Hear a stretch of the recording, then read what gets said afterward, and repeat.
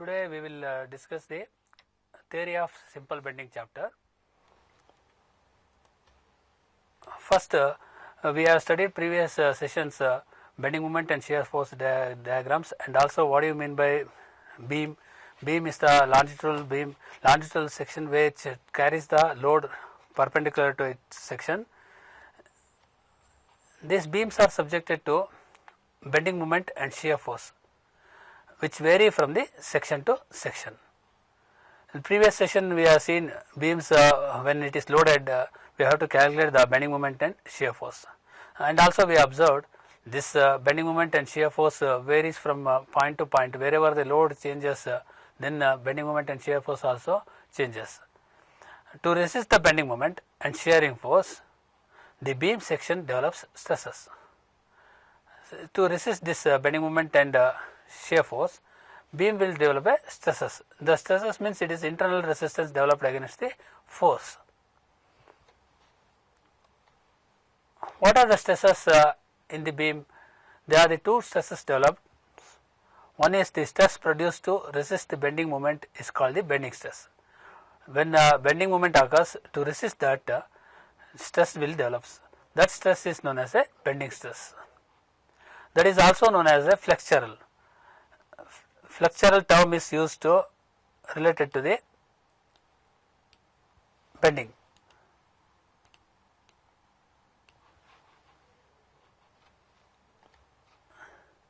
Then the stress produced to resist shear force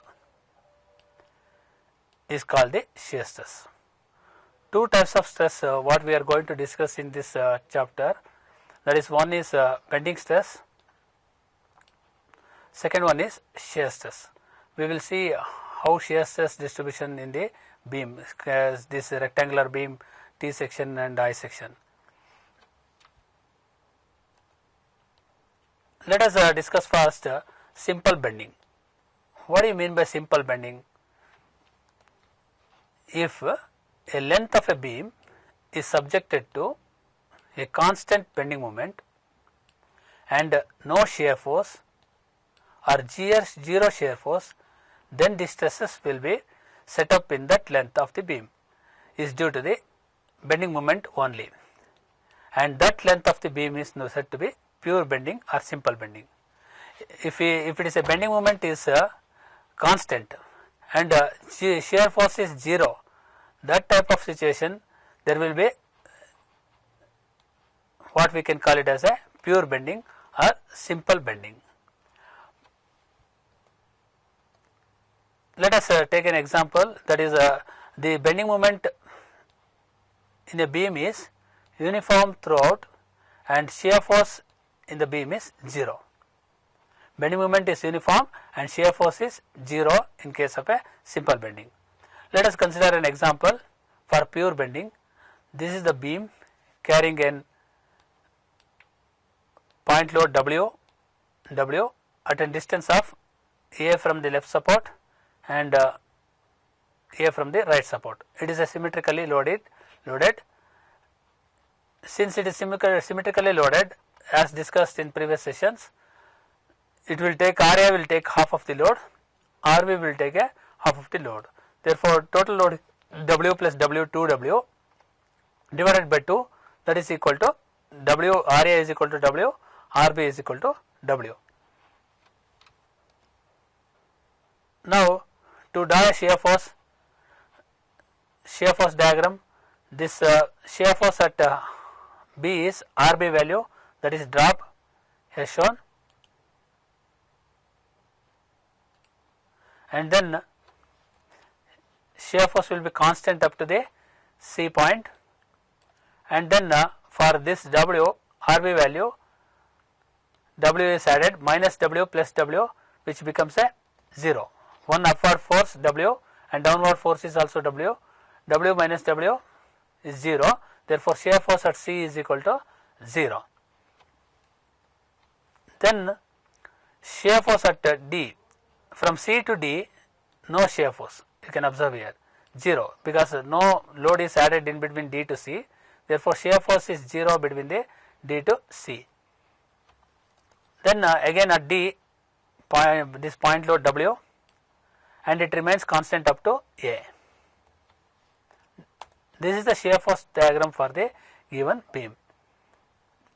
You can observe here, this is the portion D to C is the shear force is 0. Therefore, this particular point bending moment is constant.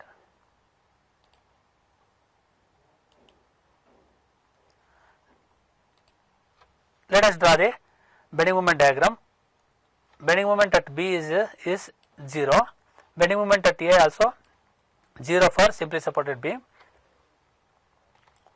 And bending moment at D and C. What is the value of bending moment at D and C? You can observe here, RB value is W. W into distance is A.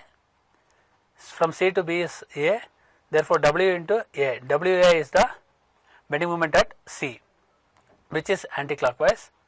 Again, here RA into distance.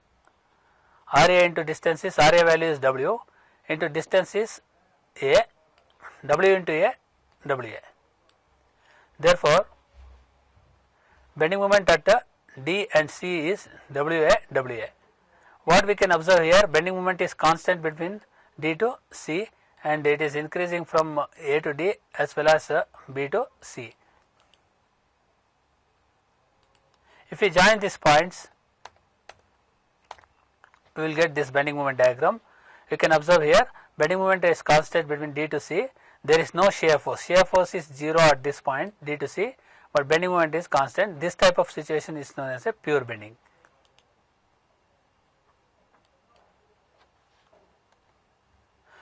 Pure bending between the C to D.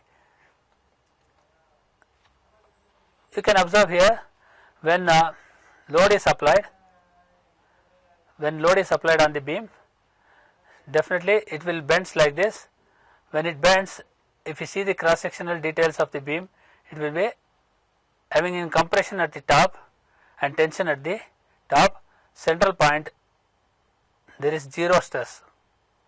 Okay, this is the case when bending takes place in the simply supported beam. Two zones will occur, compression zone and tension zone. Let us see how bending action takes place.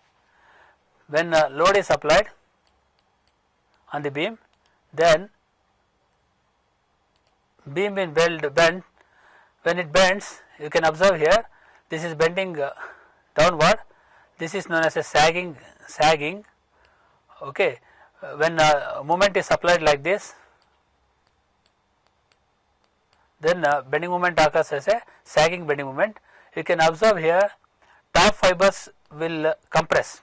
It will tries to comes near, and bottom fiber will tries to away from the center, that is under the tension. Central layer, which is a central layer which will not undergo any type of the deformation, that layer is known as a neutral axis. In neutral axis, there is no deformation takes place. Above the neutral axis, there can be, here we can call it as, and this is the compression zone. Above the neutral axis, downward neutral axis, there is a tension zone. This neutral axis separates the two zones, tension zone and compression zone.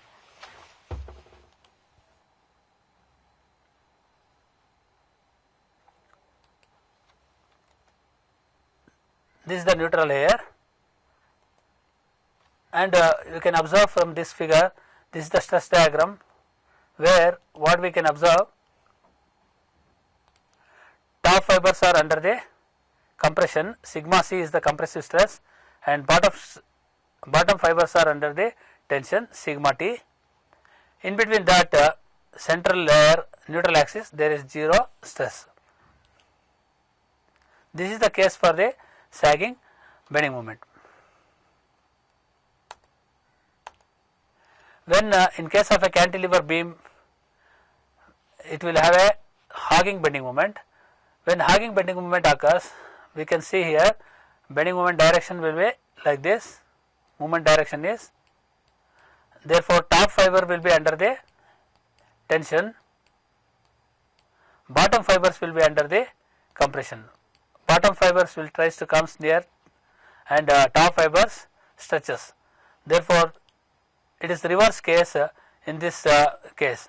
Hogging bending moment, top fibers becomes a tension, bottom fibers becomes a compression. Central layer, what we can observe here, which will not undergo any type of the stresses, that layer is known as a neutral layer. This is the neutral layer.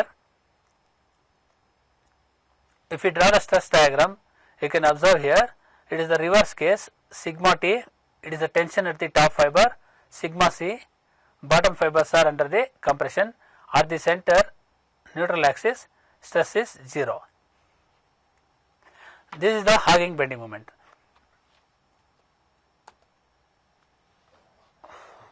What we can say, fibers below the, for sagging bending moment, fibers below the neutral axis gets stretched, that we have observed, and fibers are under the tension. Bottom fibers are under the tension. Fibers above the neutral axis gets compressed. Above the neutral axis it gets compressed. Fibers are in compression. Whereas in hogging bending moment, fibers below the neutral axis gets compressed. Fibers are in compression. Below it is a compression. Fibers above the neutral axis gets stretched. What we observed is stretching takes place at the above. Therefore, fibers are under tension. And also we defined neutral axis, in between the compression and tension fibers there is a fiber or layer which neither undergoes tension nor compression. This layer is called the neutral layer, where stresses are 0. In neutral axis stresses are 0, and also it will not undergo any type of the deformation also, its length also remains same. The trace of this layer on the cross section is called the neutral axis. If we trace that layer, that is known as a neutral axis. This is what neutral axis. For rectangular beam, it is central, it is passing through center d by 2, and that is the place where we will get the bending stress as a 0.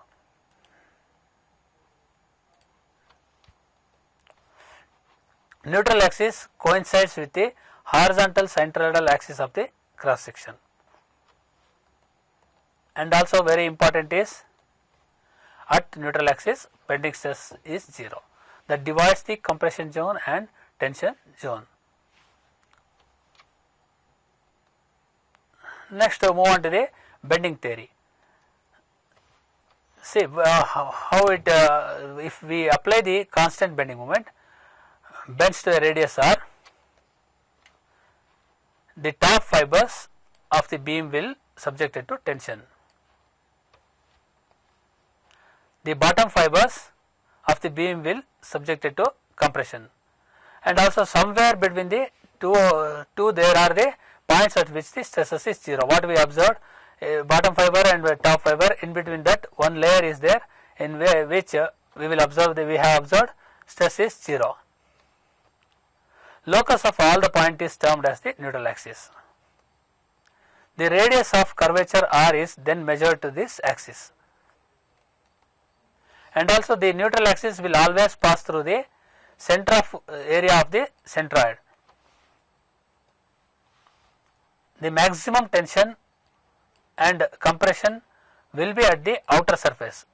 The stress keeps on reducing towards the neutral axis. At neutral axis stress is 0, and also we observe that extreme edges, we have drawn the stress diagram here.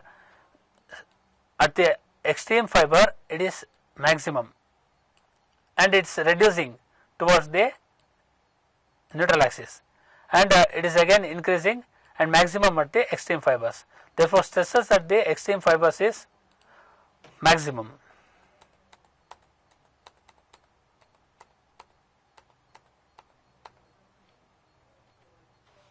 The maximum tension and compression will be at the outer surfaces or farthest distance from the neutral axis.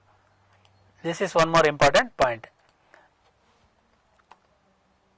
Let us take a small portion of the beam, and we have located the neutral axis and consider the layer H and G as well as E and F.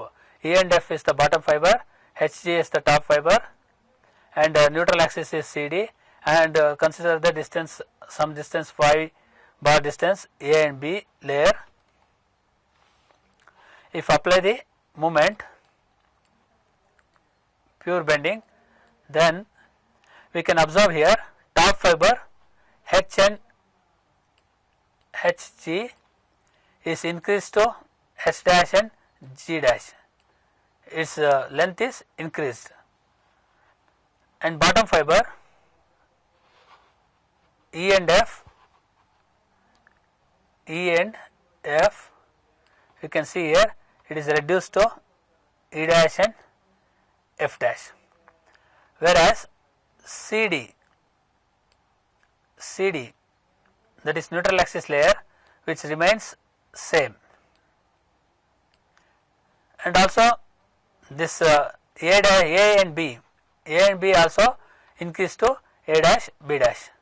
Top fibers are increased, bottom fibers are decreased. Therefore, tension at the top, bottom it is a compression, and neutral axis no change takes place. The top layer such as HG has deformed to shape H dash G dash. This layer has been shortened in this its length. See, bottom layer, you can see bottom layer is EF, has deformed to E dash F dash. There will be a layer which is neither shortened nor elongated. This layer is called the neutral layer or neutral surface. The amount by which layer increases or decreases in length depends upon the position of the layer with respect to neutral axis. Where this layer is located, depending upon that this length increases or decreases.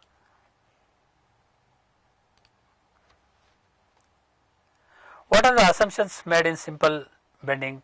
These are the assumptions. First is the material of the beam is homogeneous and isotropic. For deriving the bending simple bending equation, we have assumed these are the points. The material of the beam is homogeneous, it is made out of the same type of material, and isotropic. Isotropic means it exhibits the same type of elastic property in all directions. This is the first assumption, very important assumption. Second assumption is the material is loaded within the elastic limit and obeys the Hooke's law. That is, material is perfectly elastic and it regains its original position and it obeys the Hooke's law, that is, stress is directly proportional to strain. Third one is this transverse section which are plane before bending remains plane after bending. That means transverse section is the neutral axis, neutral layer, which remains plane before bending and also after bending also plane. It will not changes its length, it will not deform. Next, the modulus of elasticity or Young's modulus E is same in tension and compression.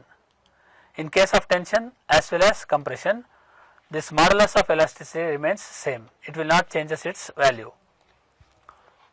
One more point is the beam is initially straight and every layer of it is free to expand or contract. All the layers are straight before bending and every layer beam is made out of number of layers, each layer is free to expand and contract. These are the 5 assumptions made in theory of a simple bending. This is very, very important. Number 1 is the material of the beam is homogeneous and isotropic. Number 2 is material is loaded within the elastic limit and obeys Hooke's law. Number 3 is the transverse section which are plane before bending remains plane after bending. Number 4 is the modulus of elasticity or Young's modulus of E is same in tension and compression. Number 5 is the beam is initially straight and every layer of it is free to expand or contract. Okay. Now, let us see bending equation. This is very important equation. M by I is equal to E by R is equal to sigma by Y. M by I is equal to E by R is equal to sigma by Y.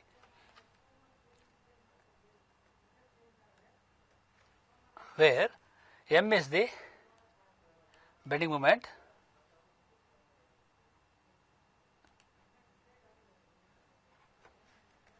I is moment of inertia about neutral axis. Sigma or F is bending stress. Y is the distance of the layer from the neutral axis of the beam section. E is modulus of elasticity for the beam material. R is radius of curvature. M is in bending moment in Newton mm. Moment of inertia in mm to the power of 4. Sigma in newtons per mm square. Y in mm. E in newtons per mm square. R in mm. This is the abbreviation for the notations for M by I is equal to E by R is equal to sigma by Y. And also we have seen this cantilever beam. I explained when load is applied at the edge, it will be bends like this. Therefore, it is under the hogging bending moment. Simply supported beam, when it is loaded, it will have a sagging bending moment. And then we will define the flexural rigidity. If we consider the bending equation, M by I is equal to E by R. M by I is equal to E by R is equal to F by sigma by Y. I am taking say two terms. M by I is equal to E by R. Then M is equal to EI by R. If we cross multiply, I transfer to right hand side, then it becomes an EI by R. The product EI, E into I is called the flexural rigidity. EI is a flexural rigidity, the moment sustained by the element of the beam proportional to EI. It is very important term. The larger the value of EI, the larger will be the moment sustained by the beam. Moment of resistance of the beam increases if EI value is more. It is the index of flexural strength of the beam. Flexural strength of the beam is denoted as an EI. Next, moment of resistance. One side of the neutral axis there are compressive stresses, and on the others there are tensile stresses. These stresses form a couple whose moment must be equal to the external moment.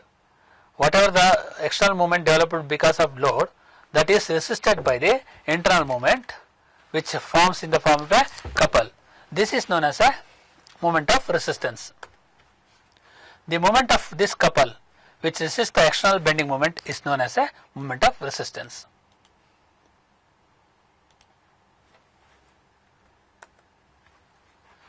Next, one more term, we are using section modulus. Section modulus is defined as the ratio of moment of inertia about neutral axis to the distance of outermost layer from the neutral axis. That is Z. Z is section modulus equal to I is the moment of inertia about the neutral axis divided by Y max. Y max is the distance from the neutral axis to the farthest layer. Therefore, M by what we have relationship M by I is equal to sigma by Y. M by I is equal to sigma max. If it is if we take the maximum bending stress and maximum distance, sigma max by Y max, then if we cross multiply, M is equal to sigma max into I by Y max. This I by Y max is nothing but Z. I by Y max is Z. Therefore, M is equal to sigma max into Z. We can define moment of resistance is equal to sigma max into Z. Z is I by Y max. Sigma max is the maximum bending stress. To calculate the maximum moment of resistance, we can take the maximum bending stress into section modulus. We can get the moment of resistance.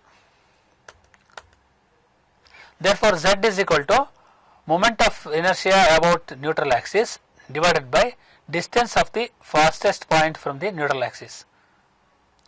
This is the definition for Z. Z is section modulus. Unit of Z is meter cube or mm cube. Let us consider the different types of sections for calculating the section modulus. First, rectangular cross section.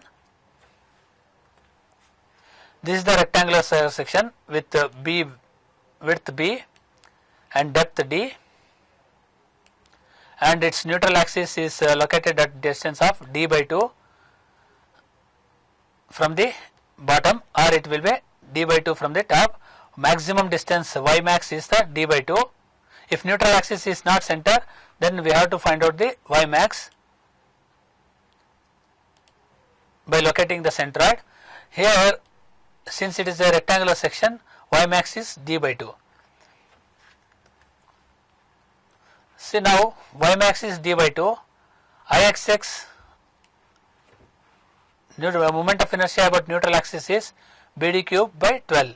For rectangular section, it is BD cube by 12. As per the definition of Z, Z is I by Y, I is BD cube by 12, and then Z is D by 2, BD cube by 12 divided by D by 2, this cancels, 2 6 are 12, therefore, and D 1D cancels, D square, therefore, it is become a 1/6 BD square.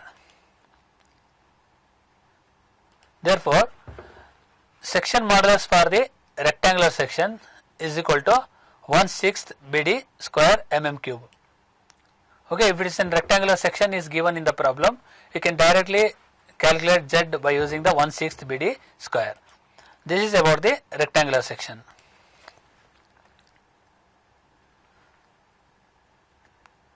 Next, let us consider hollow rectangular section.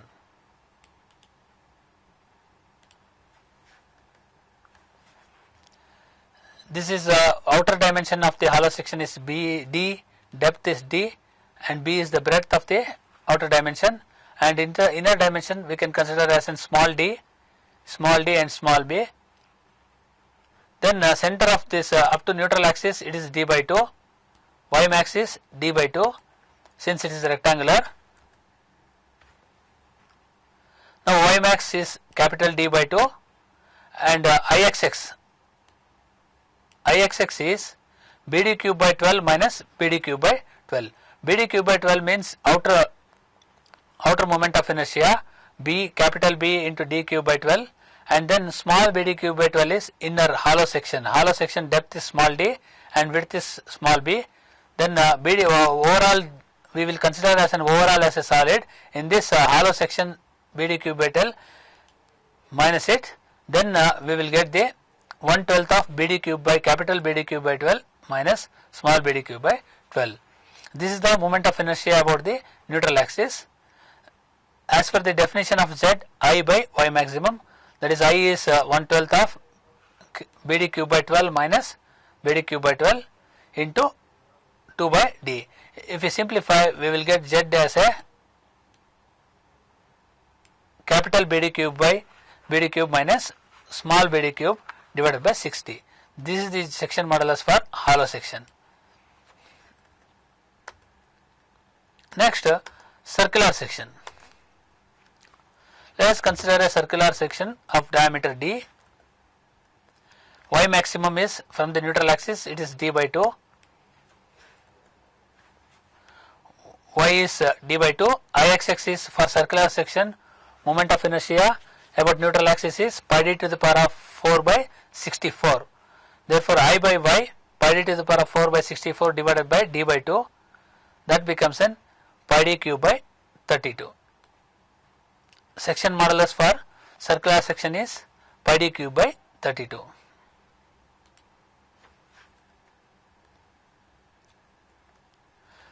One more term is modulus of rupture. It is the ratio of bending moment to the modulus of section Z. It may also defined as the maximum bending stress required to cause the bending failure of a beam. Okay, next let us defining all these terms, let us solve the problems by using the bending equation. A rectangular beam 200 into 300 mm 2 meter long is supported over a simply supports. Find the section modulus of the beam. This is a very simple problem where size of the beam is given. It is a rectangular beam having in breadth as 200 mm, depth 300 mm, 2 meter long, simply supported over simple supports, simply supported it is. Find the section modulus of the beam. Z we have to find. For rectangular section, how to calculate Z? It is 1/6 BD square. Given B is 200 mm, D is 300 mm, I is 2 meter, Z is equal to 1/6 BD square, 1/6 B is 200, D is 300 square, therefore 3 into 10 to the power of 6 mm cube is the Z value.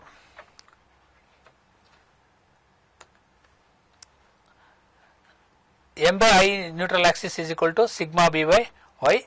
If you want to find out the moment of resistance, you can use this formula, sigma B by Y into INA. Sigma B by Y into INA is a moment of resistance or moment carrying capacity of the beam. M is the external bending moment. If you want to find out the M max, sigma B max by Y max into INA. I is moment of inertia about neutral axis. This is the maximum moment of resistance or maximum moment carrying capacity of the beam. In future problems, if you want to find out the M, sigma B by Y into I, moment of inertia about neutral axis, we can calculate the moment of resistance of the section. This is the stress diagram for the rectangular section. M max is the external maximum bending moment. External maximum bending moment must be equal to the moment of resistance. Next, one more term is beams of uniform strength.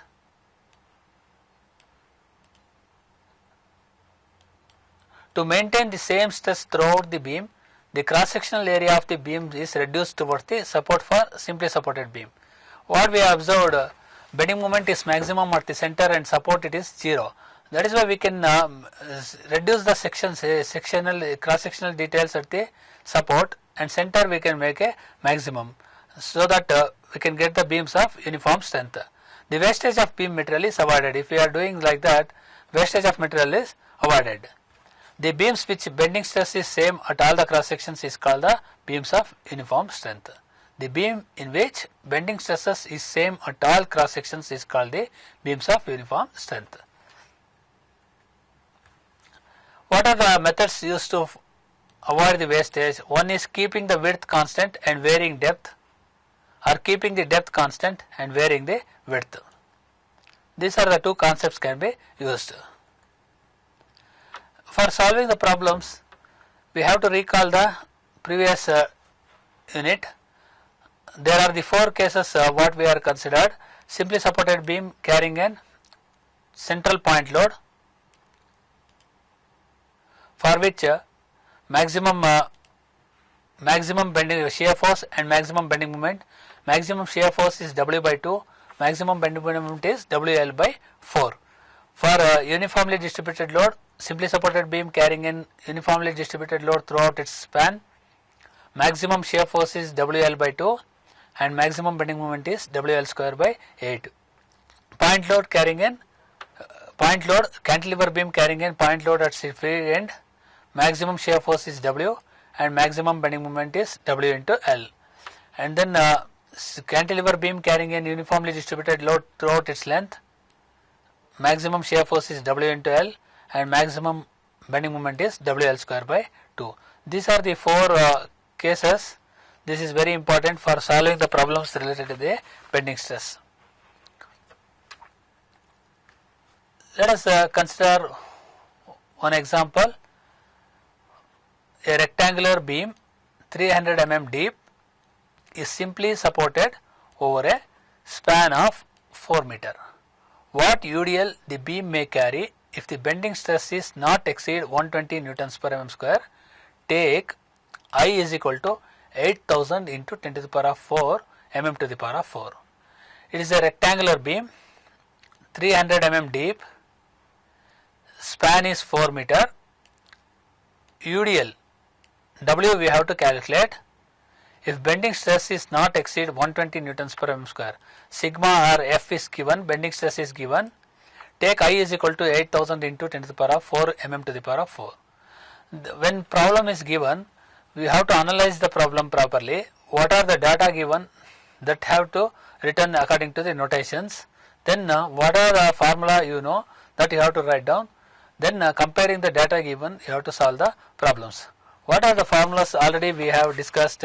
One is bending equation, m by I is equal to sigma by y is equal to E by R, and then we have derived the formulas for the Z section modulus. Z is equal to 1/6 BD square for rectangular section.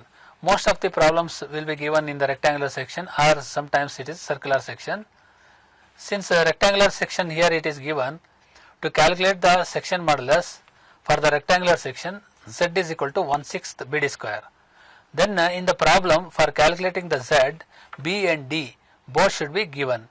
But in this problem it is given B as it is given depth is 300 mm given and I is there. There is no B value, only depth is given. When depth is given, to calculate the section modulus, Z is equal to 1/6 BD square, we cannot use it.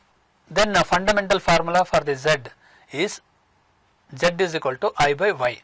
Y is the maximum depth, maximum distance from the neutral axis. What is the maximum distance from the neutral axis? Here depth is 300 mm given, depth divided by 2, that is the Y maximum.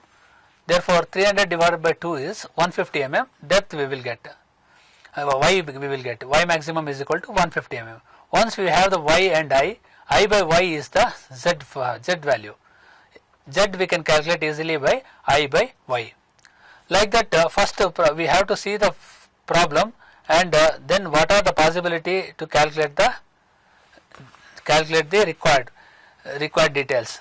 Here one more important point is we have to find out the UDL.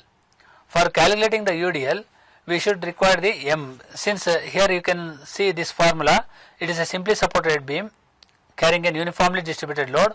When uniformly distributed load, maximum bending moment will be WL square by 8. To calculate the W, we need the M value. M is equal to WL square by 8. L is already given in this problem. Okay, then M we have to find out. M is to find the M. What is the formula we can use? M is equal to Z into F. F is the bending stress and Z is the section modulus. Z we are already calculated by using the I by Y, and then M is equal to Z into F. Z value already known and F is given. F or sigma is bending stress is given.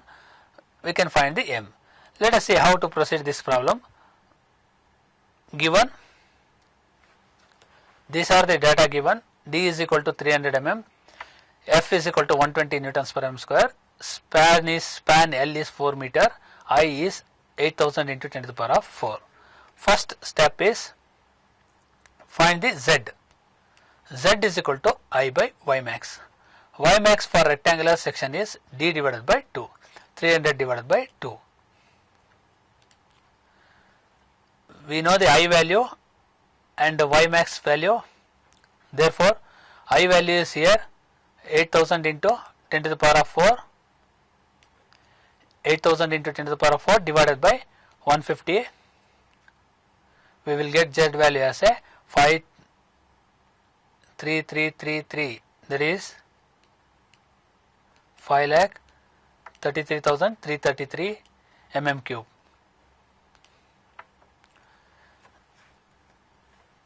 Next, moment of resistance, M is equal to ZF. ZF or Z sigma. ZF, Z already calculated, and F is given, Z calculated, F is given. Therefore, 64 into 10 to the power of 6 Newton mm is the M value. That I am converting into the Newton meter. Why we are converting into Newton meter? We want uniformly distributed load in the kilonewton per meter, and also we are using the L as a span as a 4 meter. We are not converting the 4 into mm. That is why here this 64 into 10 to the power of 6 Newton mm converted into the 64 kilonewton meter. That is 10 to the power of 6 is removed. Why? 1 kilonewton is equal to 1000 Newton. That is kilonewton, if you want to convert 1000, 10 to the power of 3 we have to remove. Then for mm, meter we are converting, 1 meter is equal to 1000 mm. Therefore, another 1000 is we are removed. Therefore, 10 to the power of 6 removed. Therefore, 64 kilonewton meter is the moment of resistance. We have to equate the moment of resistance to the maximum bending moment. Maximum bending moment for simply supported beam, 4 cases I have shown, M is equal to WL square by 8. Therefore, M value, we are equating M value maximum bending moment to the moment of resistance. Moment of resistance is 64. 64 is equal to WL square by 8. Here we know the L value as well as W value we are equating, and L value you know. Therefore, W unknown, 64 is equal to WL square by 8. W is equal to 32 kilonewton per meter. This is the simple case. For solving the problem, we have to analyze properly. Whatever the formula you know, you have to list it out, and then whatever the data given, you compare with the formula given, then you have to find the required parameters. Next, second problem. Let us say in this problem, rectangular beam 200 mm deep, depth is given, simply supported. There are 4 cases in which 2 cases is, one is simply supported and another is cantilever beam. Which case it is, you have to see. Simply supported over a span of 6 meter. Find the UDL, the beam carry. The bending stress is not exceed 30 newtons per mm square, and take I is equal to 8 into 10 to the power of 4 newtons per mm square. Given is depth is given, stress is given, span is given, I is 8 into 10 to the power of 4, 10 to the power of 8, sorry. Again, section modulus, Y maximum is equal to D by 2, and then Z is 8 into 10 to the power of 6. Therefore, M is equal to Z into F. Z is 8 into 10 to the power of 6, and F is 30. Therefore, 240 into 10 to the power of 6 Newton mm. This is the moment of resistance value.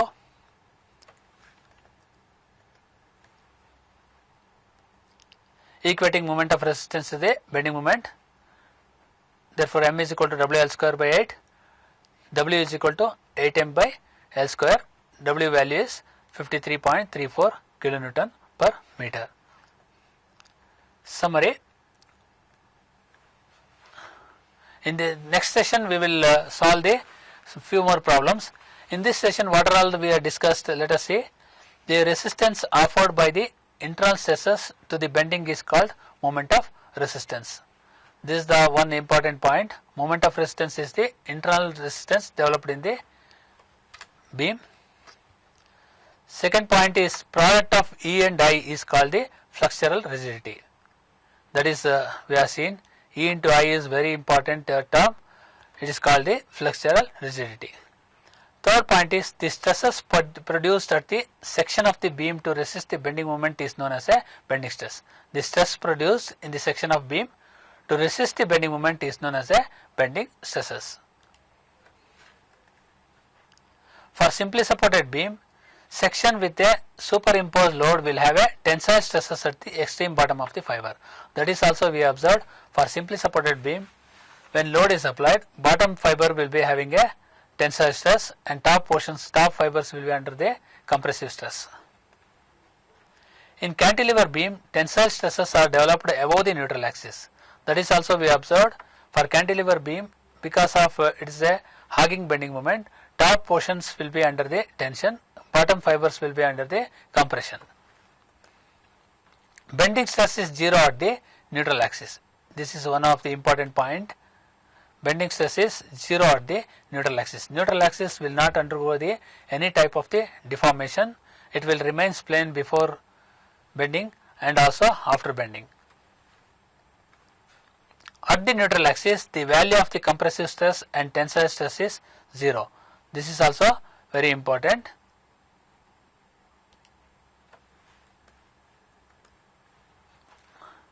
The stresses produced due to constant bending moment with 0 shear force are known as a bending stresses. For definition of bending stress, where the constant bending moment and 0 shear is there, that where we will have a bending stress. The bending stress in any layer is directly proportional to the distance of the layer from the neutral axis. If you want to calculate the bending stress, that is depends upon the distance of the layer from the neutral axis. According to theory of simple bending, all the layers above the neutral axis suffer compression, whereas those below the neutral axis suffer the tension. The amount by which a layer is compressed or stretched depends upon the position with respect to the neutral axis. That is the important point related to the theory of simple bending.